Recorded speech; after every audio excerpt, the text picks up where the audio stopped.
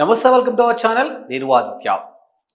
గత 2 రోజులుగా ఎడతెరిపి లేకుండా కురుస్తున్న భారీ వర్షాలకు ఆంధ్రప్రదేశ్ అతలాకుతలం అవుతున్న సందర్భంలో అక్కడి ప్రజలను సేవ్ చేసేందుకు కూటమిలో ఉన్నటువంటి మంత్రులు కూడా నేరుగా రంగంలోకి దిగారు. ఇప్పటికే ఏపీ సీఎం చంద్రబాబు నాయుడు గారు కమాండ్ కంట్రోల్ రూమ్ లోంచి అక్కడ ఎలాంటి పరిస్థితులు ఉన్నాయి, ఏ ప్రాంతాల్లో ముంపు ప్రాంతాలు ఉన్నాయి, అక్కడ సహాయక చర్యలు ఏ విధంగా జరుగుతున్నాయని పర్యవేక్షిస్తూ ఉన్నారు. ఇప్పటికే అధికారులందరినీ కూడా అలర్ట్ చేయడం జరిగింది.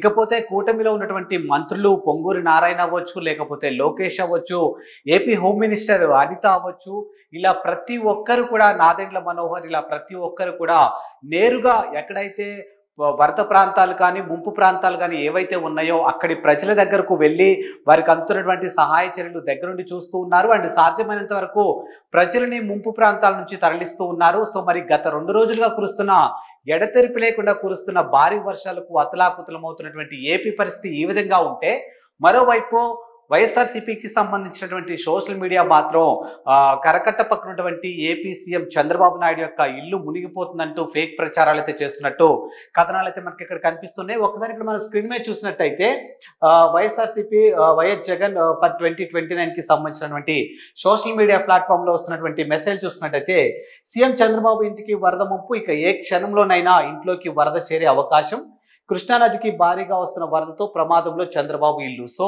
కృష్ణానదికి వస్తున్నటువంటి భారీ వరద ప్రభావంతో చంద్రబాబు నాయుడు ఇల్లు ఏ క్షణానైనా మునిగిపోవచ్చు అంటూ ఫేక్ వార్తలు అయితే ఇక్కడ స్ప్రెడ్ చేసే అంశాలు మనకి ఇక్కడ కనిపిస్తున్నాయి. అండ్ నెక్స్ట్ చూసుకుంటే, కరకట్ట కృష్ణానది మధ్యంలో అక్రమ నిర్మాణంలో ఉంటున్న సీఎం. సో కరకట్ట కృష్ణానది మధ్యలో అక్రమ నిర్మాణంలో ఉంటున్నటువంటి సీఎం అంటూ మరో అంశం అయితే ఇక్కడ కనిపిస్తుంది. ఇక గతంలో 5.5 లక్షల క్యూసెక్కుల నీటికే గగ్గోలు పెట్టిన చంద్రబాబు బ్యారేజ్ గేట్లకు బోటును అడ్డం పెట్టి వరద నీరు తన ఇంట్లోకి వచ్చేలా చేశారంటూ హుడాహుడి చేసినటువంటి చంద్రబాబు. సో గతంలో కూడా 5.5 క్యూసెక్కులు నీటికి గగ్గోలు పెట్టినటువంటి చంద్రబాబు, గేటు ఇంట్లోకి వచ్చాయని వాటర్ గగ్గోలు పెట్టినటువంటి చంద్రబాబు ఇప్పుడు 5.83 లక్షలకు చేరిన వరదకి ఇప్పటికే చంద్రబాబు అక్రమ నివాసంలో ప్రాంగణంలోకి చేరిన వరద నీరు.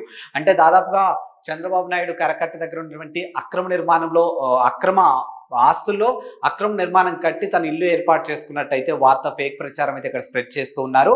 ఇక సాక్షాత్తు ఏపీ సీఎం చంద్రబాబు నాయుడు మాత్రం ప్రస్తుతానికి కమాండ్ కంట్రోల్ రూమ్ నుంచి ఏపీ మొత్తాన్ని పర్యవేక్షిస్తూ ఉన్నారు. సో ఎక్కడెక్కడ వరద ప్రభావాలు ఎక్కువగా ఉన్నాయి, ఏ డిస్టిక్ లో ఎక్కువగా ఉన్నాయి, ఏ ప్రాంతాల్లో ప్రజలు ఇబ్బందులు పడుతున్నారంటూ ప్రతి క్షణం అయితే ఆయన పర్యవేక్షిస్తూ ఉన్నారు. అలాగే ఇప్పటికే అధికారులు అయితే అప్రమత్తం చేశారు. అండ్ లోతట్టు ప్రాంతంలో ప్రజలందరినీ సురక్షిత ప్రాంతాలకు తరలిస్తూ ఉన్నారు, ఎగువ ప్రాంతాలకు తరలిస్తూ ఉన్నారు.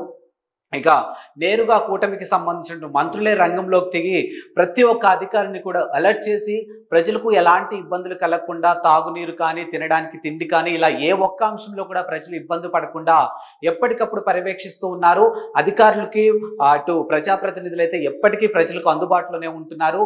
అండ్ కొన్ని పునరావాస కేంద్రాలను కూడా ఏర్పాటు చేయడం జరిగింది. అలాగే కొన్ని ఏదైతే సహాయ చర్యలకు కోసం కొన్ని నంబర్స్ని కూడా అలర్ట్ చేయడం జరిగినట్టు కొన్ని వార్తలు మనకి ఇక్కడ తెలుస్తూ ఉంది.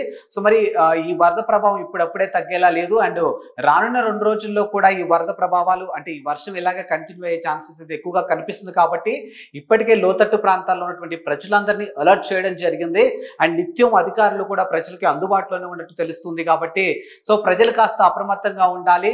అలాగే పౌరులుగా కూడా అటు ప్రభుత్వ అధికారులకు కానీ, లేకపోతే ఇటు ప్రజాప్రతినిధులకు కానీ సహాయం చేసి ఎట్టకేలకు ఈ ఫేక్ న్యూస్ ఏవైతే ఉన్నాయో వీటన్నిటిని స్ప్రెడ్ చేయకుండా సాధ్యమైనంత వరకు పౌరులుగా ఎవరైతే వరద ప్రభావంలో ఉన్నటువంటి ప్రాంతాలు అవ్వచ్చు, లేకపోతే ముంపు ప్రాంతాలు అవ్వచ్చు, వారికి సహాయం చేసి సహాయ చర్యలో పాల్గొని మీ బాధ్యతలు నిర్వర్తించుకోండి తప్పితే ఇలాంటి ఫేక్ ప్రచారాలు మాత్రం చేయొద్దంటూ చంద్రబాబు నాయుడు గారు రిక్వెస్ట్ చేస్తూ ఉన్నారు. సో మరి రానున్న రోజుల్లో కూడా ఈ వరద ఇలాగే కంటిన్యూ అయ్యే ఛాన్సెస్, అంటే ఎక్కువ మోతాదులో అయితే వర్షం ఇంకా ఒక 1 or 2 days ఉండే అవకాశం ఉన్నట్టు కొన్ని వార్తలు అయితే వినిపిస్తున్నాయి. కాబట్టి ప్రజలు సాధ్యమైనంత వరకు జాగ్రత్తగా ఉండి ముంపు ప్రాంతాలు వీలైతే తమకు తాముగా స్వచ్ఛందంగా సహాయక కేంద్రాలు కానీ, లేకపోతే ఏవైతే పునరావాస కేంద్రాలు ఉంటాయో అక్కడికి వెళ్ళిపోయి ఎలాంటి అనర్థాలు జరగకుండా ముందుగా జాగ్రత్తలు తీసుకుంటే బాగుంటుంది. సో మరో టాపిక్ తో మళ్ళీ కలుద్దాం. అంతవరకు సెలవు, నమస్కారం.